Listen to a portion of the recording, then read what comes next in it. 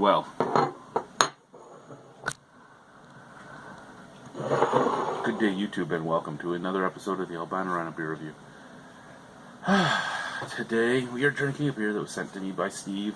Thank you very much, Steve. This beer actually worries me. It's a brewery that I've loved some of their IPAs from, and I've totally disdained some of their IPAs. And knowing the type of hops they use, I'm a little worried. Because yeah, okay, right there, 9. This is a 9% alcohol. It's from the Driftwood Brewery in BC. Thank you very much, Steve, for sending this out. This is 20-pounder double IPA, and it has a pretty cool sticker label, but at the same time, that sticker label worries me. Everything about this beer, in all honesty, kind of worries me. So a 20-pounder would be a cannon. It's a cannon.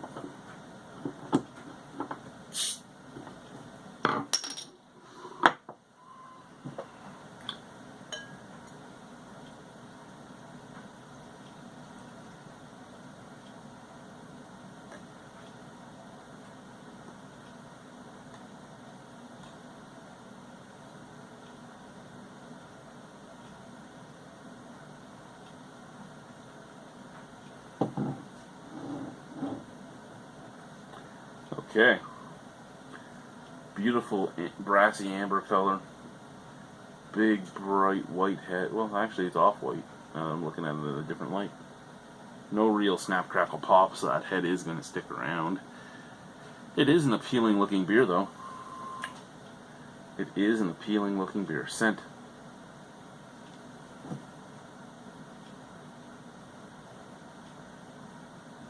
Okay. So just off the scent, I know that I probably am not going to like this. It has that almost candy-like sweetness, slight like cotton candy and medicinal scent. A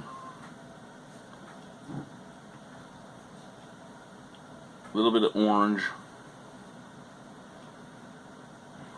Just very sweet malt with a little bit of orange and that kind of medicinal scent, and that medicinal scent is what makes me think this is going to be fairly resiny, fairly piney, because usually when I pick up that scent, it's when I get the IPAs that are really made in a way that I don't personally like. I do know that is a way that a lot of people like, but again, I am more of a juicy guy, not a resiny or piney or floral or that type of stuff. I like juicy. I can do some bitter if it's like fruity bitter, but juicy and earthy are really the types of IPAs I like. But let's try it. Let's see what it is. Cheers.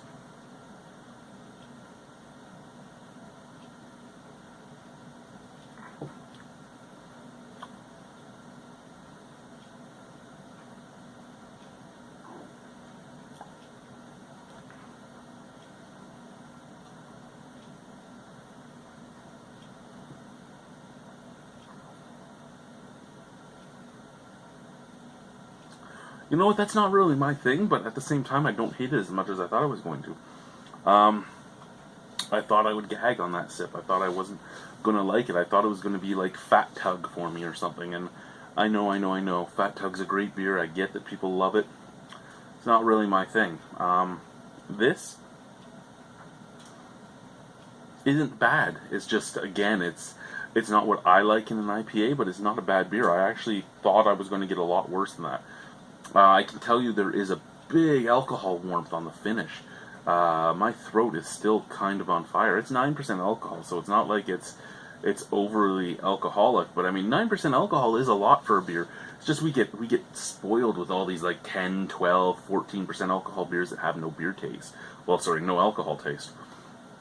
So it is normal to get an alcohol burn at this percentage, but at the same time, we're so used to not getting it that it's weird when you do. Excuse me. So the alcohol burn, big part of the finish.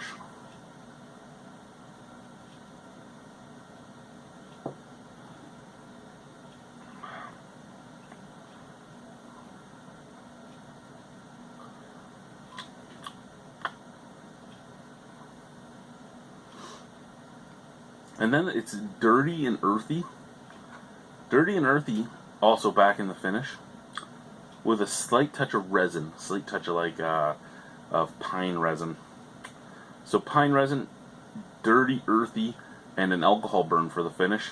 Before the finish, get like a kick up of orange and